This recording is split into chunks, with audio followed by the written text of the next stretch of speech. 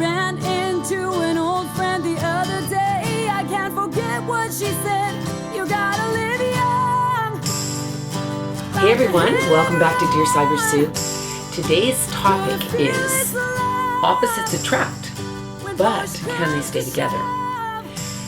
This happens quite often. I think we've all been through this at some stage in our dating life, or even in our marriages, where we end up with somebody who's completely different to us. Now, is this a good thing long term? Can we actually make this happen so that we can stay together and have a really cool relationship with them? I guess that all depends on how different you are. Because if you're that opposite to each other, it's going to cause conflict down the road because you're both doing different things at different times all the time. You need to have somebody in your life that offers you something that you can do with them and they can do with you. I'm not saying all the time because that gets boring. You still want to have different interests and girls' nights and guys' nights, all that kind of stuff. You do want to have that, but I think where it becomes a problem is when the other person doesn't really look at how you're dealing with it. So if you're fine with it and you guys are okay seeing each other sporadically and it all works out for you, that's fantastic.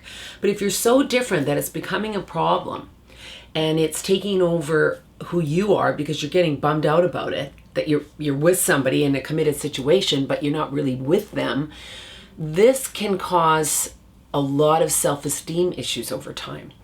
So what you want to do is be with somebody who's a little bit different to you, because it does bring new things into your life. It offers lots of different things that you can do with each other that you may never have thought of doing before. So that's great. But if it's too different and you're living your life more for them than they are for you, then you know it's time to really reevaluate this situation that you're in. Because it's not good. It should always be a reciprocated scenario. So if one person's more into, let's just say one person's more into a vigorous sex life and the other one's a little bit slow on the draw with that, that's going to become a problem over time as well.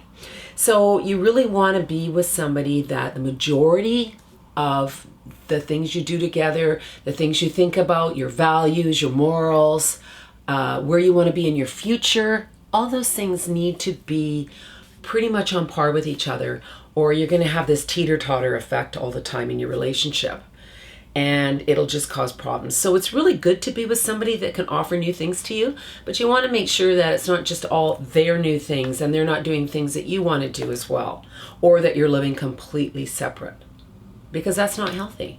So yes, opposites can attract because they offer really cool things, but they can also kind of tear you apart down the road. So don't invest too much time if it's too different and it's making you unhappy, because you really want to be with somebody where the playground is even, so to speak. Thanks everyone. Hope that helps. Thanks for watching Dear Sybersue. Don't forget to contact me at sybersue.com or susanmccord9@gmail and send me your questions there. Thanks everyone for listening. Bye. Now I find myself wanting to push on.